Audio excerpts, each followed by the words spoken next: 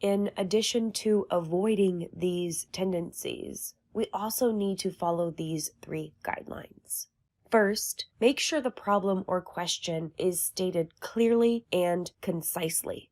Make sure your audience knows it's an interdisciplinary effort, and make sure they know what topics are going to be explored.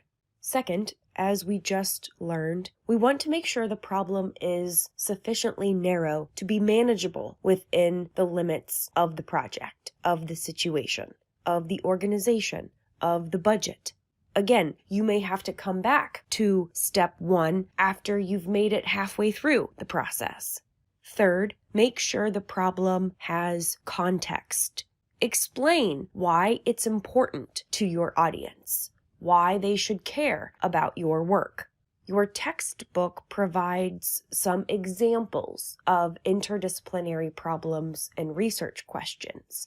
Examples of paragraphs that define the problem or question and its scope. You can refer to these examples as you work through this course and your Integrative Studies 499 course. I and your other instructors will provide feedback in these courses to help you learn what it means to identify a topic that is quote-unquote sufficiently narrow.